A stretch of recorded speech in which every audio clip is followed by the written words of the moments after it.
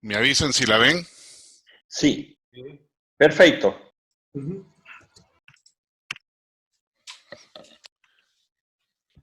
Ok, Fritz, Buenas todo tuyo. noches. Sí, buenas noches. Mucho gusto hablar con todos los amigos en esta experiencia que nosotros tenemos con mi oficina virtual. Es una charla que voy a hablar un poco de mi experiencia como coleccionista. Mira, hay que recordar que yo vivo en una ciudad en sul de Brasil, una isla, cercada por el mar y vinculada a todos los asuntos marítimos interesan directamente a quien vive en esta isla. Empecé a coleccionar en estampillas en años 70 y por volta de años 77, 78, empecé a estudiar los submarinos, ya como una colección temática. Mira, la grande dificultad de hacer una colección temática es dominar el asunto. Hay que tener muchos estudios, mucha práctica sobre lo que va a hablar. No solo de aspecto de filatelia, mas también del asunto propiamente que vamos a hablar. Tengo una gran biblioteca que habla de submarinos. Hace más de 40 años que estudo este asunto y tengo mucha familiaridad sobre esto. Mira, cuando montamos la colección, empezamos esto. Mas hoy no voy a hablar de mi colección de submarinos. Voy a hablar de un determinado aspecto que es vinculado los correos con los submarinos. Porque el submarino, todos lo saben, es un buque que anda por bajo de la agua. Y la característica principal es de pasar desapercibido. Inicialmente le fue concebido como arma, como uso militar. Mas también los correos en determinada época utilizaron ese servicio. Y hoy vamos a hablar de 4 experiencias distintas que tivemos de correo a través de submarinos, que el correo utilizó el submarino como medio de transporte de las malas postales. Y ahí empezamos. La primera experiencia ocurrió en 1916 con una empresa alemana llamada Deutsche Ozean Reederei. Esa es una empresa vinculada a un banco alemán que determinó la construcción de 7 submarinos. Y el objetivo de esta empresa era hacer el transporte entre Alemania y Estados Unidos. No podemos olvidar que en esta época Estados Unidos no estaba involucrado en la Primera Guerra Mundial. La Primera Guerra Mundial era básicamente una guerra europea. Y ahí el objetivo de Deutsche Ozean Reederei en 1916 era hacer ese transporte de cargo entre Alemania y Estados Unidos. El primer submarino que se ficou pronto es un submarino muy grande, carguero, se llamaba Deutschland, que que está en la foto. Y efectivamente lo funcionó. La primera viaje de ese submarino se partió de Bremen, en Alemania, no día 23 de junio de 1916, rumo a Estados Unidos. La ruta es muy peculiar porque se pasó por el Canal de la Mancha, al sur de la Inglaterra, perseguida por la Marinha inglesa y adentró por el Océano Atlántico, cruzó el Atlántico y llegó en Baltimore, Estados Unidos, no día 8 de julio de 1916. Essa foi a primeira perna da viagem. O retorno para a Alemanha se foi em 25 de agosto de 1916. Sigue la próxima. La próxima parte, esto. Ese es el capitán. No, volvemos una. Volvemos un poco, eso. Ese es el capitán del submarino, se llama Paul Kenning. Él escribió un libro hablando de esa aventura que se ocurrió. Ese libro fue muy famoso.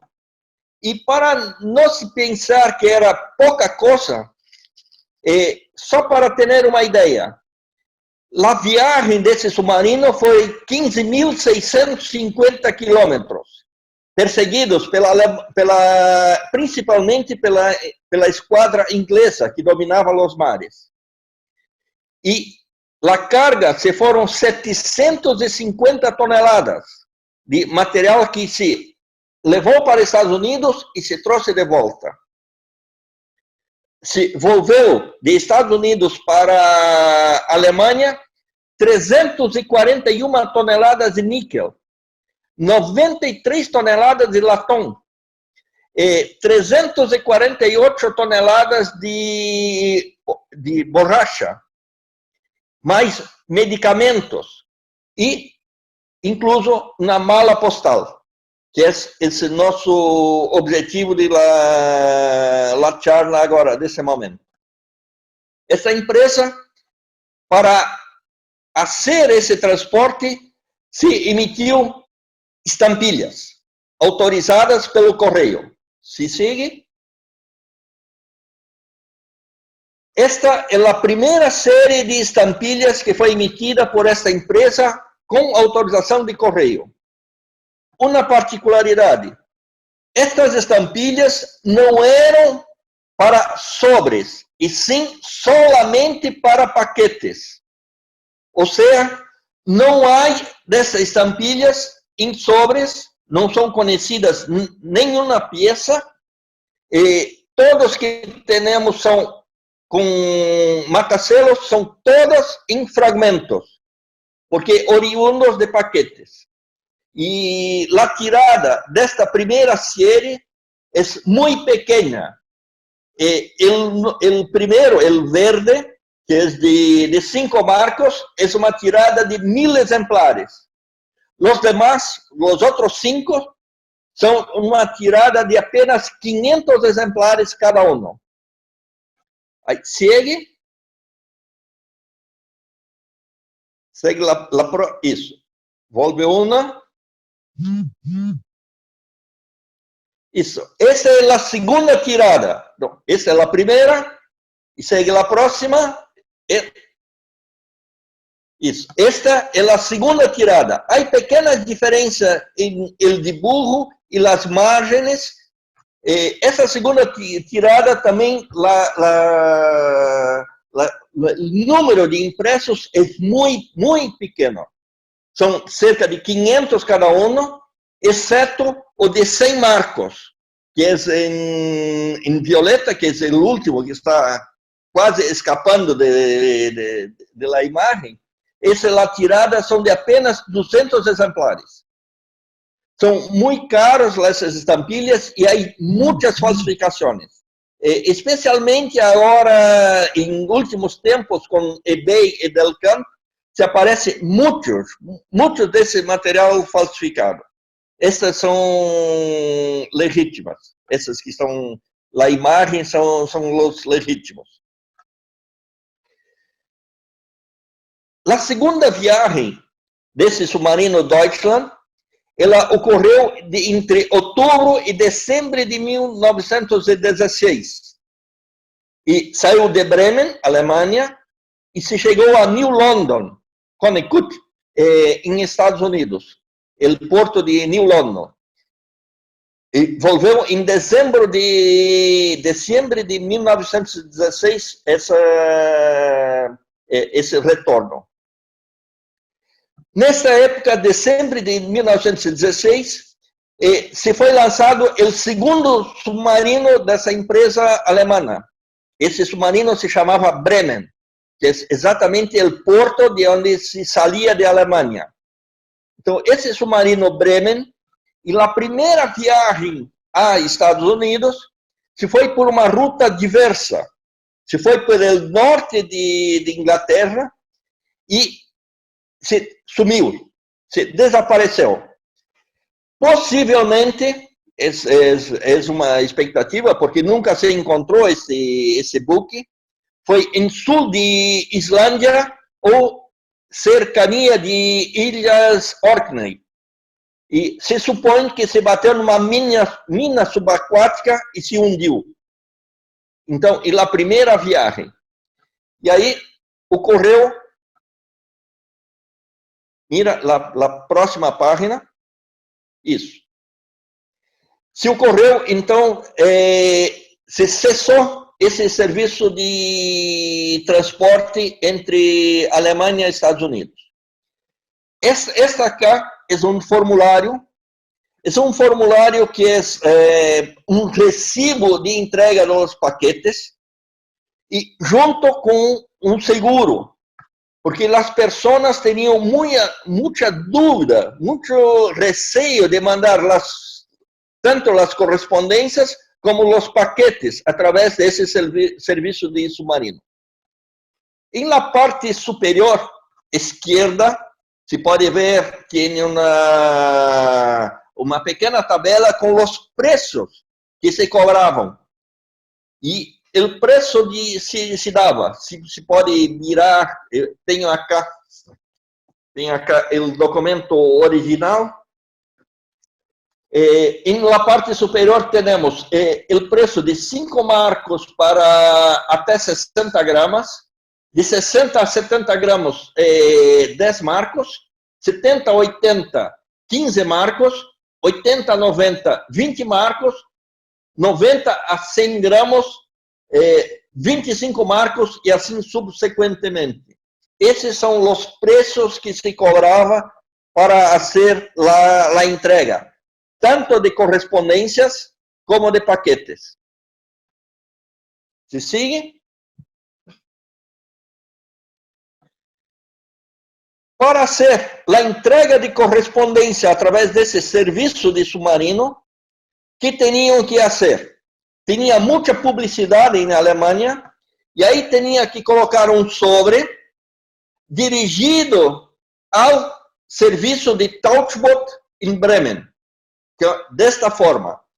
E a correspondência se ia interna, ou seja, esta se seguia pelo correio normal em Alemanha, dirigida ao serviço de Tauchboot, e aí quando se chegava em Bremen, a empresa, esse banco, se abria este sobre para sacar o interior, e o interior que seguia por el submarino. La seguinte. Estas são correspondências que estavam em interior do outro sobre. Se observa, primeiro, a estampilha é a estampilha oficial de correio alemão, autorizada. E estas duas teriam uma particularidade. Teria esse matacelo Zurich. Em ambas, o matacelo acá é um pouco diverso. Há dois modelos de matacelos. Esse Zurich significa que suspenso. O serviço de submarino se foi suspenso. E se observa abaixo, em redondo, o matacelo que tem a imagem de um submarino e escrito Bremen, que é a cidade de origem em Alemanha. Esses dois sobres se foram em 1917, quando o serviço se foi suspenso. Porque quando se hundiu o Bremen, não se prosseguiu mais com outras viagens. E logo, em janeiro de 1917, os Estados Unidos se declarou guerra à Alemanha. E aí mandou tropas para a Europa e aí todo se segue a questão da guerra, a Primeira Guerra Mundial. Portanto, se romperam as relações diplomáticas e não se poderia mais ter esse transporte de cargo e nem tampouco de correspondência entre os dois países que estavam em guerra. Mas essa foi uma experiência assim muito interessante relacionada diretamente à Primeira Guerra Mundial.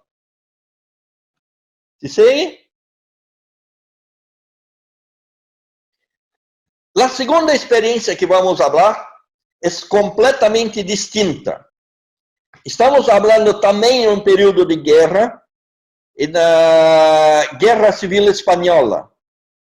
Só para recordar um pouco da história, os republicanos dominavam toda a Espanha. Quando chegou o Marechal Franco, se oriundo da África, fez a invasão à Espanha e adentrou perto de Gibraltar.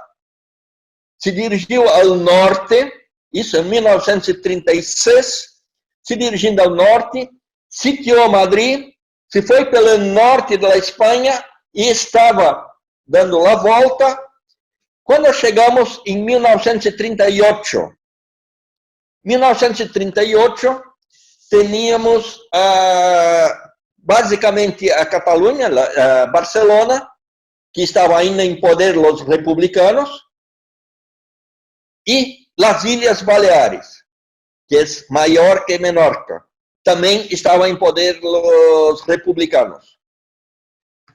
E aí se pensou a ideia de fazer um serviço de submarino, mas como publicidade de los republicanos, que ainda estavam, para mostrar que estavam ainda com determinada parte do território espanhol, que era muito diminuta, já estavam perdendo a guerra, e resolveram fazer esse serviço de submarino.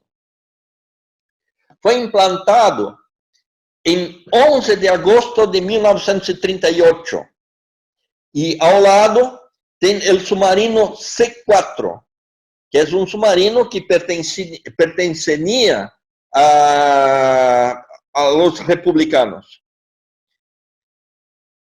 Consta acá também o mapa tirado de Google, mostrando a cidade de Barcelona hasta a cidade de Mahón, que é na Isla Menorca. Não se pode olvidar que, nesta época, o mar Mediterrâneo estava todo dominado pelos alemães e pelos italianos, que eram aliados do exército de Franco. Então, a grande dominação aérea e marítima de todo o Mediterrâneo, toda a costa do Mediterrâneo, era alemã e italiana. Portanto, não tinha outra forma de comunicação. Então, começou, portanto, esse serviço de correio através de submarino. A próxima. Para fazer esse serviço, se emitiram as 6 estampilhas que estão acá representadas. Essas 6, como curiosidade, mira que o de 1 peseta blue tem o mesmo dibujo que o de 15 pesetas verde. Esse representando um submarino chamado D1. E o 2 pesetas, que é a estampilha de 2 pesetas, também tem o mesmo dibujo que a estampilha de 6 pesetas, que é esta azul que está em lado esquerdo. Esse é o submarino A1. E, por final, lá de 4 pesetas, naranja, junto com a de 10 pesetas, que é mauve, tem o submarino B2. O curioso é que nenhum desses submarinos se foi utilizado para o serviço de correio submarino. As imagens são de outros submarinos que não foram os efetivamente utilizados. la tirada es muy grande de esas estampillas. Lo de una peseta fueron 20.000 ejemplares, la de 2 pesetas 15.000 ejemplares, de 4 pesetas 12.000, a de 6 y de 10 pesetas 10.000 ejemplares cada uno, y a de 15 pesetas 8.000 ejemplares de cada estampilha desta. Além disto, ao lado tem um de duas pesetas em verde, que é não emitido. Esse se aparece muito em catálogos, em subastas, como erro ou como coisa. Na verdade, é uma estampilha normal, não emitida, não circulada e deve ser considerada como tal. Não é um erro. A seguinte.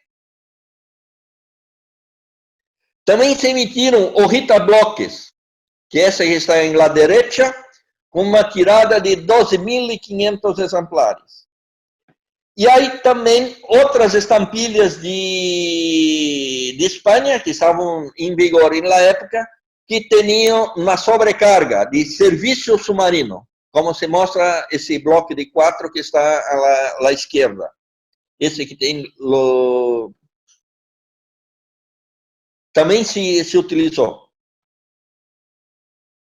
A seguinte. Dessas emissões, muitos catálogos não se aceitaram porque há muito material. Se mira acá, esse em Tetibete, há provas em negros, há muitos erros, muitas provas, e se acusava de ter sido hecho especialmente para filatelistas. Porque se a impressão se foi numa imprensa muito pequena, chamada Oliva de Vila Nova, e hecho por fotogravura, o sistema de impressão de fotogravura, e muito precário. Há muitos erros, e muitos catálogos não aceitavam. El Scott, hasta poucos anos, não colocava essa missão como uma missão oficial. Mas não se pode olvidar que o governo oficial de la Espanha autorizou esse serviço. É um serviço oficial autorizado. Evidente que como propaganda. Isso não se pode olvidar. E as estampilhas eram vendidas também publicamente como propaganda. La seguinte. Esses são os sobres que foram preparados especialmente para a viagem de submarino.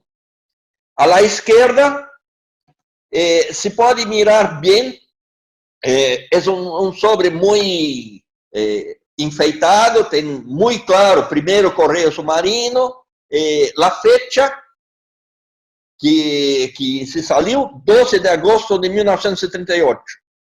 E, em realidade, esse submarino ele se partiu da cidade de Barcelona às 8 da noite, aproveitando a escuridão da noite, e chegou à 1 da tarde do 13 de agosto em Mahón, nas Ilhas Baleares. Essa chegada e essas cartas efetivamente circularam. Só nesta primeira viagem, nestas cartas, se foram preparadas 300 sobres igualitos a este, 150 com a série completa e outros 150 com as hojitas bloques. Além disto, fora da mala postal, há registro de que teriam mais 100 sobres. Desses 100 sobres que não tem esse dibujo, primeiro correio submarino, desses 100 sobres que estavam fora da mala postal, tinham 25 com a série completa e 75 sobres com variedade de estampilhas, sem observar qualquer regra em relação a porteio. Alguns com 2, 3 ou 5 estampilhas, sem qualquer correlação com porteio ou com... E, em geral, estes sobres que têm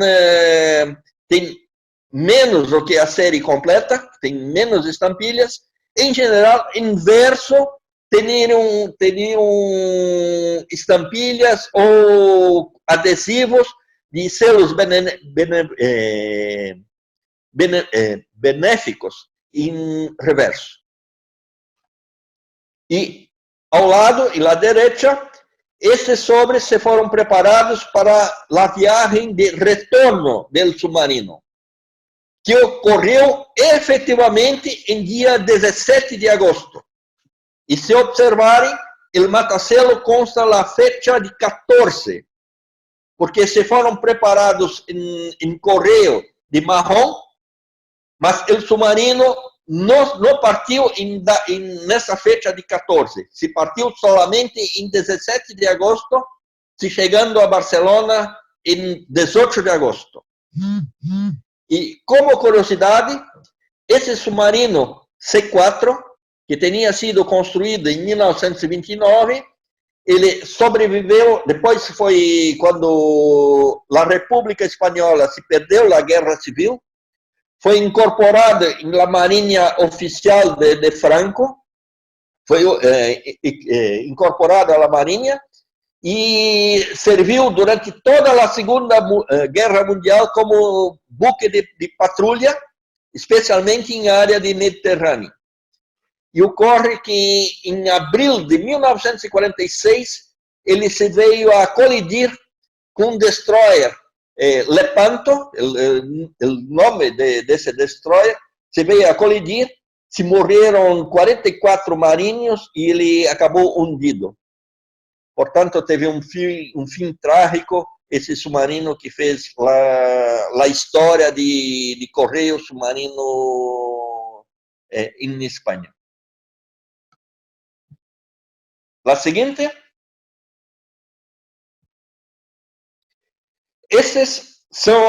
Há muitas falsificações desses sobres. Como disse, a tirada existem solamente, todos os sobres são conhecidos, existem 400 sobres e muitas falsificações. O matacelo de las falsificações são muito conhecidos e há muitas diferenças, há grande estudo a este respeito. Acá estou apontando onde estão as diferenças entre os matacelos verdadeiros e os falsos. E como curiosidade, falsificaram também a firma do representante de Arturo Fernández Nogueira, que é esta firma que está abaixo, que ele era o responsável pela agência filatélica oficial. E ele firmou todos os sobres. Os 400 sobres que fizeram a viagem do submarino. Portanto, há também falsificação da firma desse funcionário, desse Arturo. A seguinte, para não se tornar muito aburrido, vamos agora falar de outra experiência, desta vez ocorrida em 1945. Se chama de Helapost. É uma fecha muito conhecida para quem coleciona Feldpost e Segunda Guerra Mundial. Só para recordar, 1945, como estava a situação de Alemanha. A Alemanha já tinha perdido a batalha de Stalingrado, estava recuando e estava em janeiro de 1945 com a seguinte situação. A península de Hela, que fica nas proximidades da cidade de Gdansk, em Polônia, estava ocupada ainda pelo exército alemão. O norte, o mar dessa península. Ocorre que em sul estava sitiada pelo exército russo, que estava ocupando todo o sul de Polônia. E esse exército alemão estava sitiado. hicieron uma grande operação para poder sacar tanto os soldados como os civis que estavam lá. Essa se chama Operação Hannibal, que era para evacuação del mar Báltico, especialmente dessa da Polônia, e aí o buque para a Alemanha se dirigia ao porto de Kiel. Se fizeram várias tentativas de buques através da superfície. Tinha uma tentativa em 30 de janeiro de 45, outra tentativa em 9 de fevereiro, outra em 4 e 5 de abril, tinha uma em 15 de abril e uma em 1º de maio de 1945. Em todas, os alemães são derrotados e os buques de superfície têm elevadas perdas. Só a título de ilustração, foi numa dessas viagens, se não estou equivocado, foi em fevereiro de 1945, que se hundiu o buque Wilhelm Gustloff, que foi, hasta hoje, a maior tragédia marítima ocorrida em todo o mundo. Se acredita que só nesse buque se morreram mais de 10.000 pessoas. Como estimativa, o naufrágio de Titanic não chegaram a 2.000 pessoas, para ver o tamanho do acidente. Mas para nós outros interessa, agora, não é a Operação Hannibal, que foi um desastre para a marinha alemã, e sim um serviço que se fez a armada alemã junto com a marinha alemã. E utilizaram um serviço postal entre Hella-Post, entre Gdansk e Kiel. Esse serviço, inicialmente, ele era para ser utilizado exclusivamente por submarinos. Mas se sabe, e há registros, que também se utilizaram a Schnellboot, que é esse barco torpedeiro, que tem acá a imagem da estampilha. E só para ilustrar, o submarino que aparece acá na imagem é um tipo 7, que é o submarino mais comum da Alemanha na Segunda Guerra Mundial. Mas o tipo 7 não foi utilizado nesse serviço, porque o tipo 7 era um submarino bastante grande, com uma autonomia muito grande e que se utilizava basicamente para o Atlântico, a Batalha de Atlântico. Mas como tem a estampilha do submarino, do U-Boot, estou acá utilizando só para saber que tinha isso. A seguinte.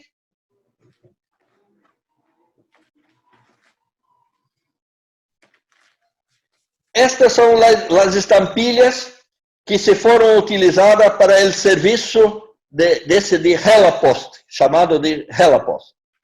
Essas estampilhas, elas foram designadas por um oficial da marinha alemã, chamado Bruno Patzek, e elas foram impressas em Danzig.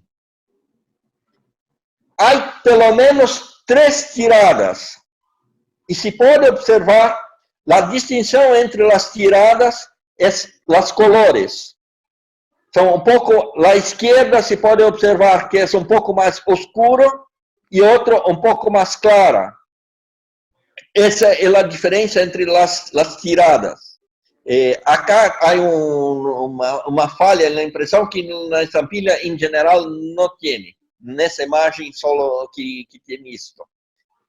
Essas estampilhas são catalogadas. Há diferença nessas três tiradas, mas não há registro de qual delas é a primeira, ou a segunda, ou a terceira. Se foram utilizadas indistintamente, há fechas há poucos sobres que sobraram desse serviço, são muito caros, muito caros. Os fragmentos também são muito distintos. E há determinadas viagens que las estampillas, la primera, la segunda y la tercera, hay matacelos de la misma viaje para los tres. Son indistintas. En general, la que tiene el azul más claro es un poco más cara que las otras. No hay una explicación lógica para eso, mas isso são resultados das subastas. Não consigo explicar o porquê sempre tem. O preço de catálogo é basicamente o mesmo, mas em la subasta, o azul mais claro sempre alcança um preço um pouco mais alto. Isso é uma observação inconcreta que nós fizemos sobre isso. A seguinte. Há poucos sobres completos. Em geral, se aparece como cartões, como este. Isso é uma tarjeta normal que tinha, e o matacelo. Muito cuidado, porque isso é um material muito raro, muito caro e, em geral, muito falsificado. Muito. Quando você vai comprar esse tipo de material, se exija certificado. Sem certificado, não se vale nada. Agora, em eBay se encontra isto com muito desse material, todos falsos. Todos falsos. Para encontrar algo verdadeiro, somente em casas de muito boa qualidade, muito coisa. Então, temos muito cuidado para comprar esse tipo de material. A seguinte. Essa é uma curiosidade. Em geral, os fragmentos apresentam margens, o que é muito curioso, porque se encontramos algo como 50, 60 fragmentos conhecidos, em grande parte, eu diria 60, 70% tem as margens das hojas. E essas hojas, elas eram impressas em hojas com 150 estampilhas cada uma. E não há uma razão lógica para ter tantos com as margens. Mas é o que ocorre. E não consigo explicar, não há nenhum estudo que consiga justificar o porquê isso ocorre com tanta facilidade. Mas é um fenômeno, digamos, curioso desse serviço. Se utilizou, com certeza, um submarino, aí registro, chamava U-794, que foi utilizado nesse serviço. E aí uma viagem documentada com Schnellboot. Não se pode dizer qual deles, quantas em realidade tinha, porque há poucos registros dessa época em Alemanha. E imagina que esse serviço se funcionou de março a maio hasta 8 de maio, quando foi a rendição de Alemanha, de março a maio de 1945. E se imagina como estavam os correios, as correspondências, em final da guerra, com os bombardeiros americanos, com o exército russo adentrando. Foi uma tragédia, mas esse serviço efetivamente funcionou e foi um esforço de guerra muito importante. A seguinte. Já estamos agora em último período, o último da quarta das experiências que vamos falar. Estamos falando agora de ano de 1958. Lembrando o que ocorria em 1958. Os russos tinham lançado o Sputnik e estávamos em plena Guerra Fria. Tinha uma competitividade muito grande entre os norte-americanos e os russos. Quando os russos lançaram o Sputnik e a corrida espacial, foi um desastre para os americanos. Eles se quedaram inertes e se foi uma ofensa muito grande. y tenía que tener una respuesta inmediata.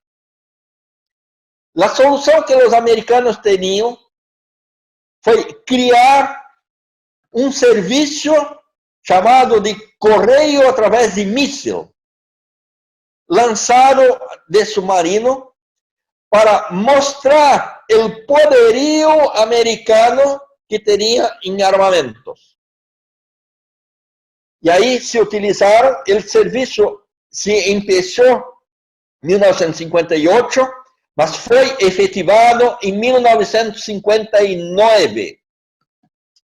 Entonces, el míssil se utilizó para esto un submarino llamado USS Barbero.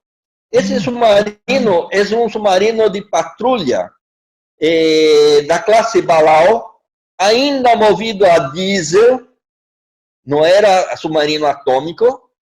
O submarino atômico americano em 1955, Nautilus, já tinha várias experiências, mas o Nautilus não tinha mísseis. E aí utilizamos os mísseis que tinham, era um míssil chamado Regulus. Esse míssil Regulus se foi implementado em 1947, era movido por turbojato, levava uma carga útil de 1.500 quilos. Ou seja, conseguia ser uma bomba atômica de algo como 40, 50 quilotons. O alcance desse míssil era algo como 500 milhas marítimas. O problema é que esse míssil, para poder ser lançado, o submarino não poderia estar hundido, tinha que estar em la superfície, como mostra essa foto do USS Barbero. La seguinte. Esse é o idealizador de la experiencia, que es el representante oficial del correo, llamado Arthur Summerfield. Este que tenía la idea, que se vendeu para el gobierno de Estados Unidos, y el gobierno de Estados Unidos, junto con la Marinha, implementó la idea. Y evidente que en la época tenía grandes sueños, tenía la idea de hacer un servicio definitivo de correo a través de mísseis, que sería mucho más rápido como los correos, los foguetes. Esta es una experiencia muy interesante, porque no só interesa a la historia postal diretamente, também a los temáticos, como estou fazendo agora, essa é uma parte, na verdade é uma honra de minha coleção, mas também de astrofilatelia. Se você mirar as coleções de astrofilatelia, todas as coleções importantes falam desse serviço de correios através de mísseis, porque era uma inovação tecnológica importante e efetivamente era muito buena em relação a los outros serviços de foguetes que tinham na época. La seguinte. Acá temos a mala postal que está sendo colocada dentro do submarino. Então, toda fotografada, toda documentada, tudo isso está funcionando. Nessa mala postal, teníamos 3.000 sobres. Desses 3.000 sobres, todos com estampilhas normal do correio norte-americano, sendo de 400 para os sobres dirigidos ao porte doméstico e 800 para os portes internacionais, para as correspondências internacionais, que era o porte normal que ocorria em Estados Unidos. E lá seguinte, estou colocando acá como... Não, volve um pouco. volvo isso. Essa cá, como funcionou o serviço?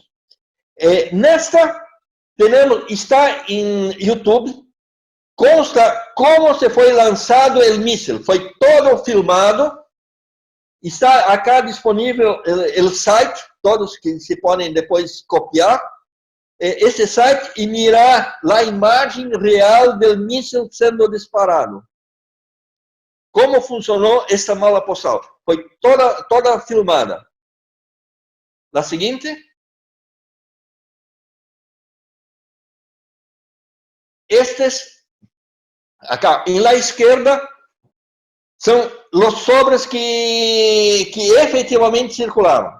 Neste exemplar acá, estamos mostrando uma estampilha, com a estampilha normal de 400, porque se foi dirigida a New York. Mira, esse correio, esse submarino, estava perto de Cuba e se lançou o míssil hasta a Flórida. Foi recolhido em Flórida os sobres e aí encaminhados pelo correio normal. Todos para seu destino. As correspondências internacionais, em geral, são para autoridades. Em geral, para pessoas de correio ou altas autoridades de los países. Há para Brasil, Argentina, Bolívia, há para em muitos países. São conhecidas, todas essas cartas, todos esses sobres são conhecidos. E mira que em inverso tem um matacelo normal de correio. E a seguir, que estou falando como substituto. Esse, na verdade, são sobres também que circularam, mas em ano seguinte, em 1960, quando se fez o aniversário de um ano desse Missile Post, se repetiu a experiência.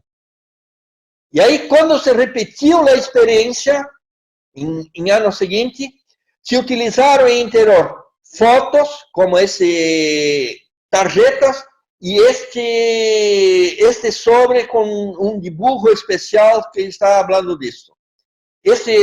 Todos estes seguintes são todos do vuelo de 1960.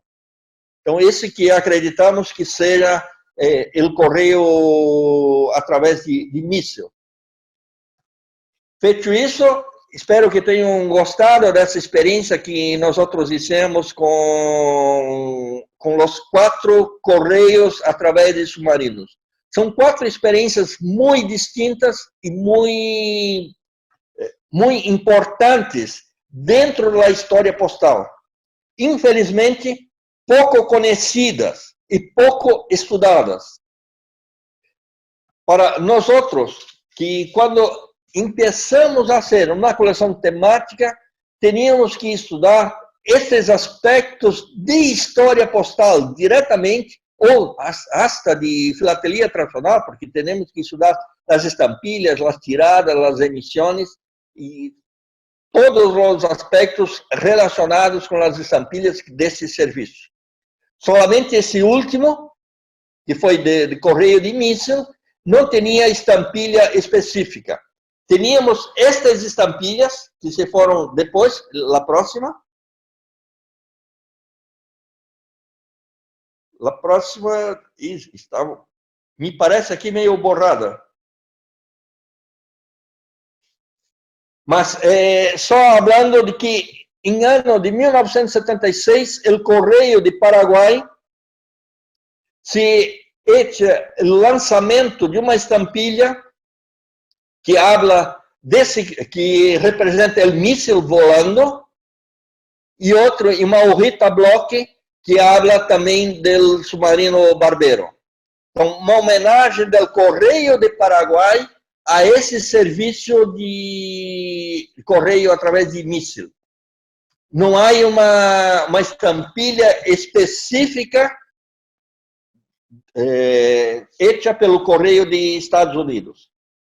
Mas foi um fato muito importante. Espero que tenham gostado.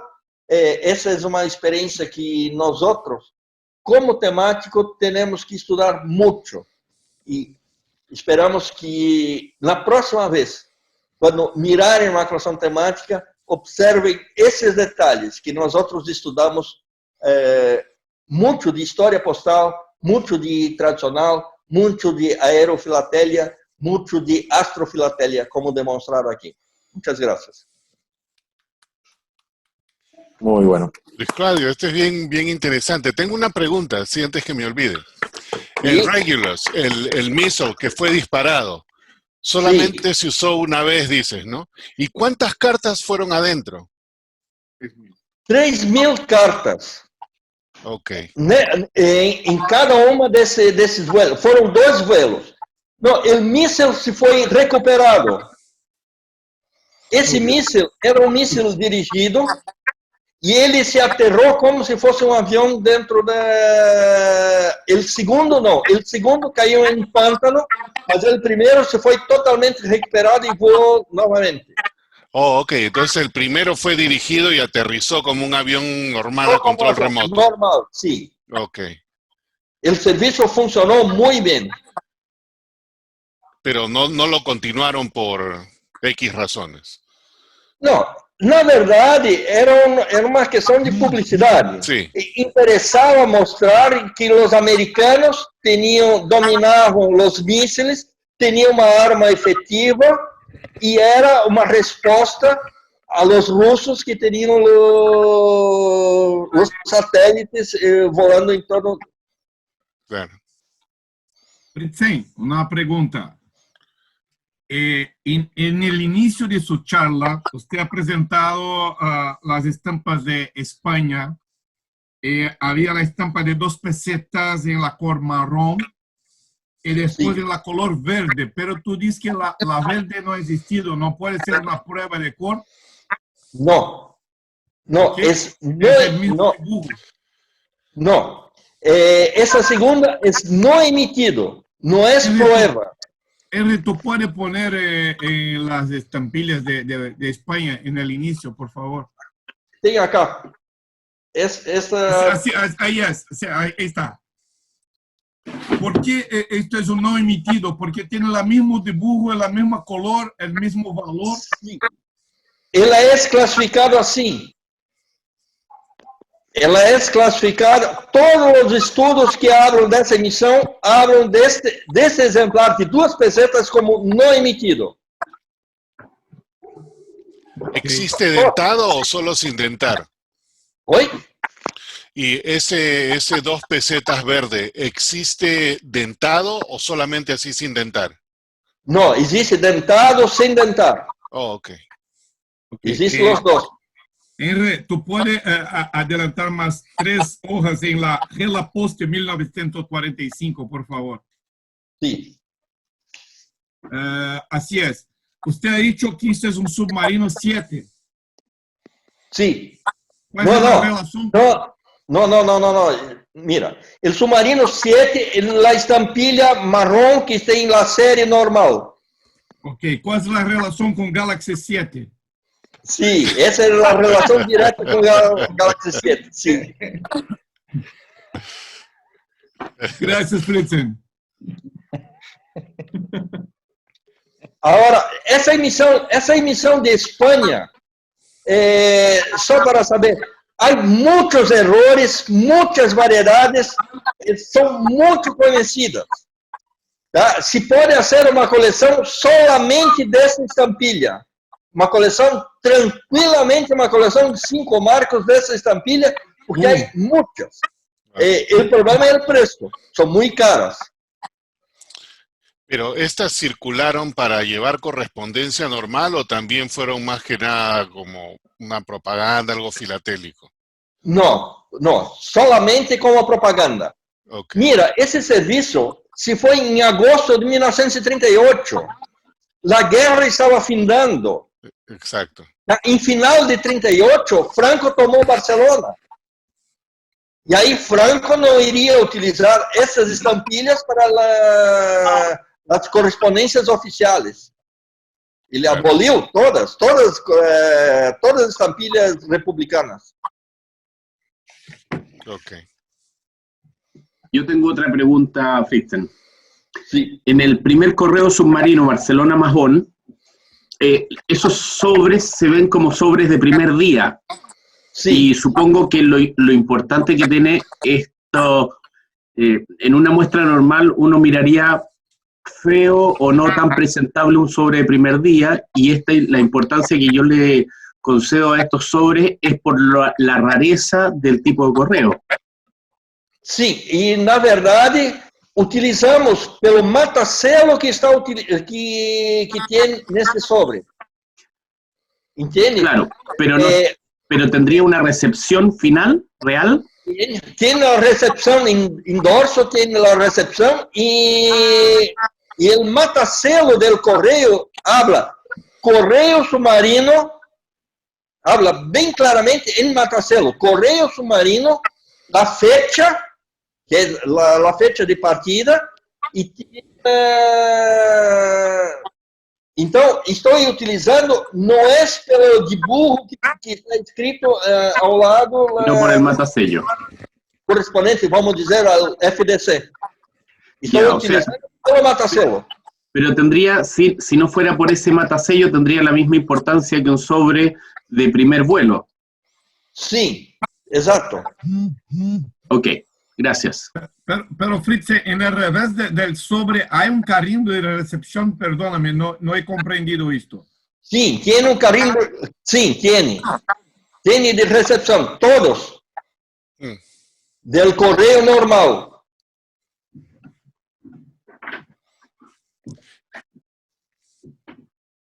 ¿Y quién lo recibía? ¿Lo recibía obviamente el capitán del puerto y de ahí lo metían en el correo? Bueno, yo entiendo que eso es todo propaganda, pero ¿cuál era la idea? No, la idea era, no, si fue para oficina de correo, quien recibía era la oficina de correo. Bernardo Bustamante era en la oficina de correo. Sí, exactamente. Ok, porque sí, agencia filatélica oficial. El de la derecha sí no hay duda, el de la izquierda era. Ahora, no sé qué tan grande sea Mahón, pero me imagino que es una cosa que todo el mundo sabe quién era Bernardo Bustamante. Sí, imagina cómo era Mahón, no era una ciudad muy grande. Barcelona sí, una ciudad muy grande, claro, mas una ciudad pequeña no. Fritz, ¿todos los sobres son filatélicos o no? Sí, todos son filatélicos, todos. ¿Todos tienen la serie completa? No, mira, son 300 sobres que tienen esa imagen de primeiro correo submarino. Son 300 sobres. 150 con la serie completa, 150 con la hojita bloque. Hay otros 100 sobres que no tienen ese dibujo tipo primeiro correo submarino. De esos 100, 25 tienen la serie completa y otros 75 tienen valores diversos. Sin correspondencia cualquier como na verdade era publicidade, não interessava el porteo. Ok.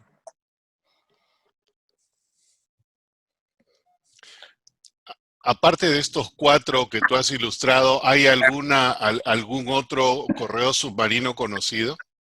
Sí, yo iba a preguntarle algo de eso. Sí, hay algunos, tiene un que es por Canal de Panamá, que es una experiencia que los americanos hicieron.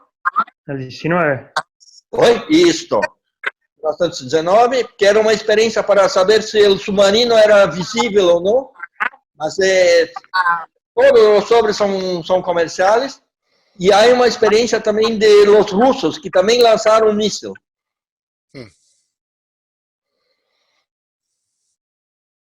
Claro, yo había visto cartas de la de 1919 festejando la victoria y para recaudar fondos, creo, para pagar los esfuerzos de guerra. No sabía si fue un único viaje, si fueron varios, cruzaba de lado a lado, de Cristóbal a Balboa. No sabía si fue un único viaje o si hubo múltiples. Não, foi uma única viagem. Ok. Una consulta, una pregunta. Volviendo a los sellos de España, los bloques y los sellos de España, ¿cuál era la imprenta de los sellos? Villanova de Barcelona, ¿no? Sí, no entendí. Los bloques, la estampilla que tienen los bloques son 3 valores, son todas bicolores. São, em geral, gris, e aí há uma inscrição ou em verde ou em rojo, são bicolores. La emisión que tiene la serie normal tiene una color só, es monocolor. Bien, me refiero a la imprenta que le imprimió los sellos. Era de Barcelona, ¿no?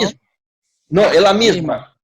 Isso. A imprensa se chama Oliva de Vila Nova. Oliva de Está Villanova. localizada en Barcelona. Bien, bien. Gracias. Fritzen, ¿y este sobrecargado que está aquí a la izquierda, este circuló o también fue propaganda? No, circuló también. Son esos que estamos hablando que tienen esos sobres que estaban fuera de la mala postal.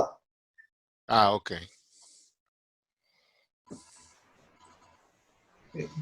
Yo tengo una consulta, Fritzen, con relación a los fragmentos del Hela Post. No sé si nos podemos ver, gente, donde están los fragmentos, la orilla, en esos. ¿Esto de aquí? Eso, ¿son estampillas troqueladas o solo es una impresión de las líneas en esas estampillas? Para saber por dónde cortar. ¿O es troquelado? No, era un cortado, tenía esa impresión de las líneas, mas eran estampillas cortadas. Ok. O sea, es que si dicen que los fragmentos, los que se conocen son los que tienen esta teoría, asumo yo, esto es una interpretación mía, que tal vez no explicaron eso para no gastar tiempo en cortar la orilla. Sí, claro, certamente. Ahora, el curioso, imagina, si voy circular, ¿por qué corto solamente las márgenes? Y la parte interior no uso menos. Y teóricamente, si una hoja con 150 estampillas, la margen es mucho menor. El índice que tiene las márgenes es menor que las de interior de la hoja. Teóricamente. Sí. ¿De qué tamaño era el pliego? ¿Se sabe de cuántos? Sí, grande, 150 estampillas en cada pliego. Bastante, sí. ¿Y existen pliegos completos a la fecha? Sí, existen. Muchos falsos. Los que examiné algunos, todos falsos. Ah, Todos.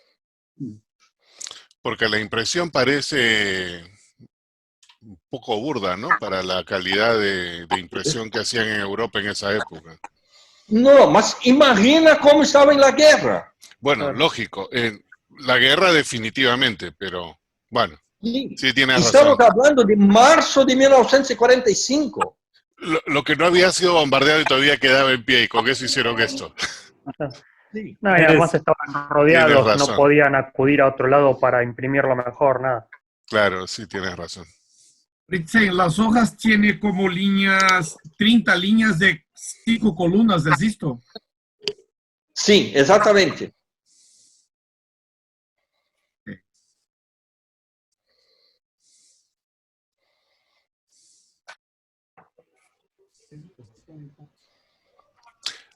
¿Alguna otra pregunta para Luis Claudio?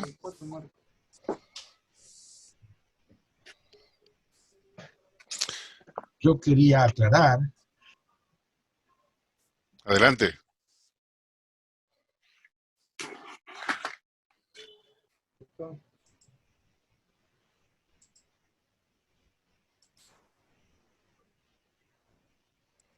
¿Alguien está hablando? Porque no se escucha.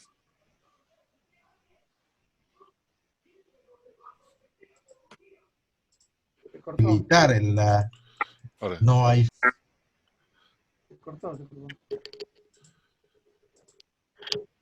No Perdón, consigo escuchar Carlos, nada. sé que estás moviendo la boca, pero no se te escucha. Puedes poner, ahora sí. No, otra vez está en mute.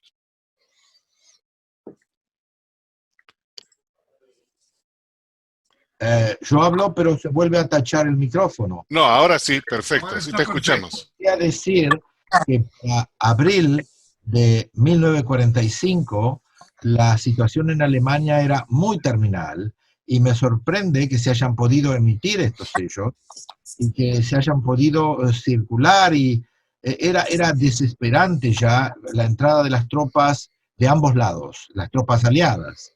De manera que no me extraña que la impresión sea deficiente porque se ha imprimido con lo que había o lo que se pudo conseguir. Sim. A impressão ocorreu em Danzig, não foi em Alemanha. A impressão de todas essas estampilhas ocorreu em Danzig. Bueno, peor la situación. Peor aún. Peor Sim. aún. Não, estou falando. Então, todas as tiradas foram em Danzig. E a impressão é litografada.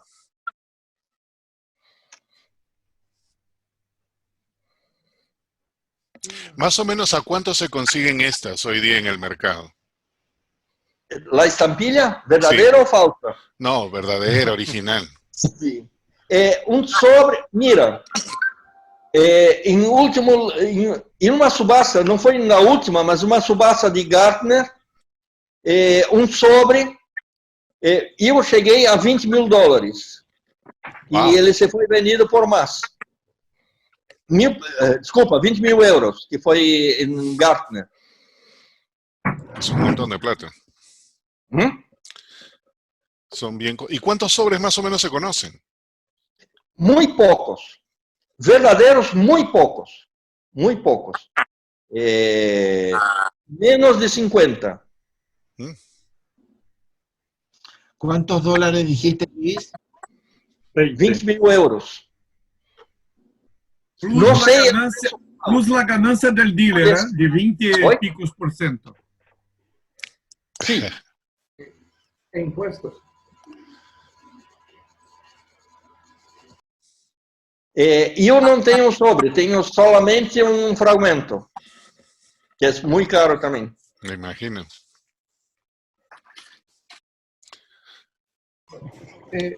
Luis Claudio, una consulta.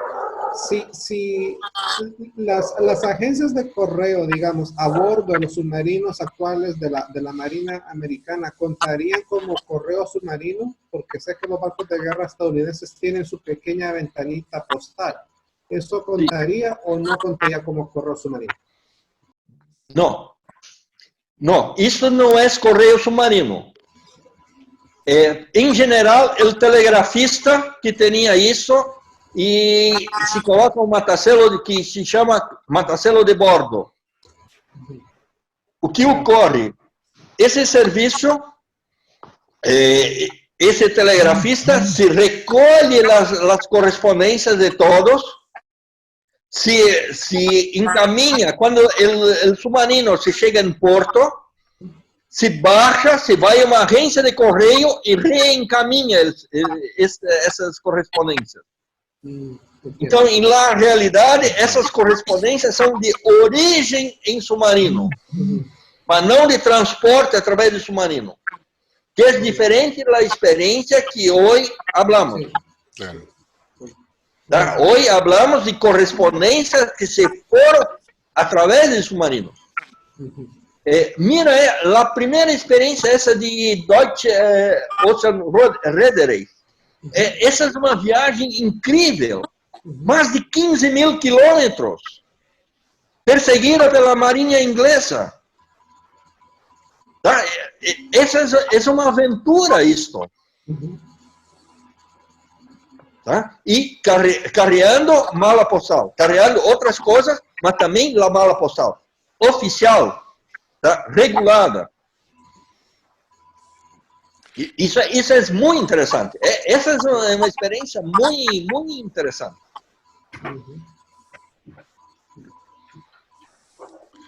Me parece, no sé, Julio César, de repente tú te acuerdas, pero en el Perú, creo que durante la época de la guerra con el Ecuador, el R1 o el R2 llevaron correspondencia también o algo de eso. No, no. Los dos submarinos, hasta el R4, se estacionaron solamente en las bahías de Paita y Cerumilla. No llevaban ninguna correspondencia ni hicieron ningún tráfico postal. Nada de eso, ok. No, no, no. Ni siquiera los barcos que llevaban la tropa hicieron tráfico postal, todo era por aéreo. Ok. ¿Alguna otra pregunta? Adelante, adelante. Ahora, Perú tenía experiencias muy buenas de submarinos. Sí. La historia de los submarinos. Inclusive en la guerra con Chile. Claro. Ya, Perú, había un submarino. sí, tenía un submarino en la guerra con Chile. Eso estamos hablando en século XIX. Exacto.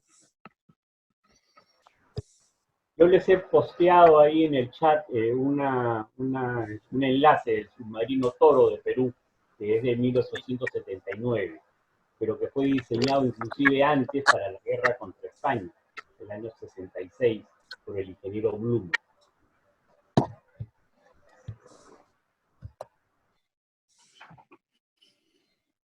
Yo tengo correspondencia enviada a un submarino, al R1 y al R4, pero es solamente enviado ahí a donde estaba el marinero.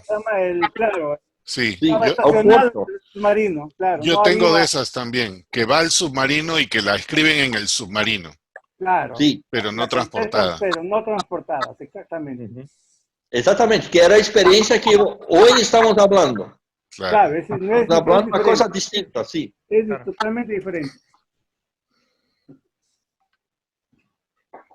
Y espero que las personas que coleccionan historia postal piensen que nunca tenían estudiado esto o percibido esos detalles. No hay cielos fiscales de submarino, Fritz. No, los de Alemania los conocía, los de Estados Unidos no, es lindo.